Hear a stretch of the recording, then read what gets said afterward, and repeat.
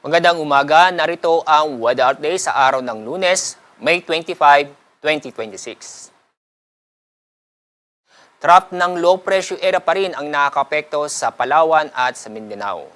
Itong trough ng low pressure area o extension ng low pressure area ay inaasam magpapatuloy ngayon at ganun din bukas.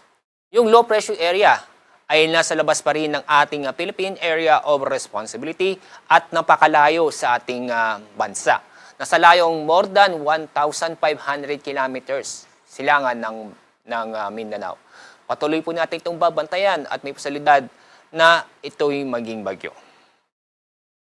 At sa ating lagay ng panahon, patuloy pa rin na maganda at maliwalas ang panahon sa Luzon. Inaasahan pa rin ang mainit at alinsangan nito lalo na sa tanghali at sa hapon. Kaya mataas ang temperaturang matatala sa Metro Manila na aabot ng 35 degrees Celsius. Mas mataas naman sa Tuguegarao na aabot ng 37 degrees Celsius. Kahit na mainit at malinsangan na panahon ating mararanasan, may tsansa pa rin ng mga localized thunderstorm nang kung saan magbibigay ito ng mga biglaang buhos na ulan sa hapon o sa gabi. Dako tayo sa lalaming bahagi ng ating bansa. Dahil sa trough ng low pressure area, itong Palawan at itong buong Mindanao, makakaranas ng maulap ang kalangitan na may mga kalat-kalat na pag-ulan at thunderstorm. Kaya sa mga kababae po natin sa Palawan at Mindanao, makakaranas po ng medyo o maibsan ang init na panahon. Pero sa Visayas, patuloy pa rin na magiging maganda at malisangan o maganda at maliwas na panahon.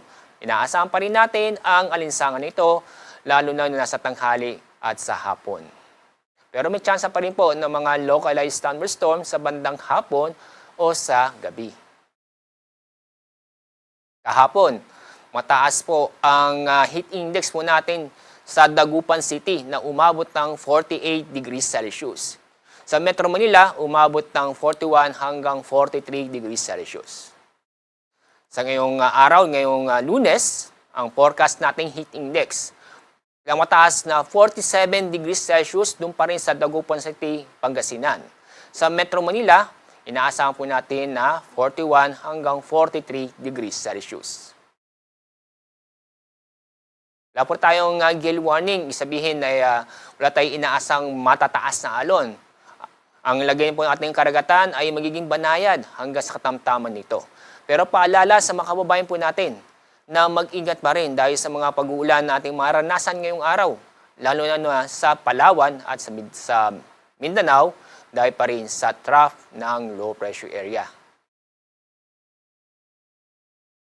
Ang araw sisikat, mamaya pong malapit na, 5:27 ng umaga. Ang araw lulubog sa ganap na 6:20 ng hapon.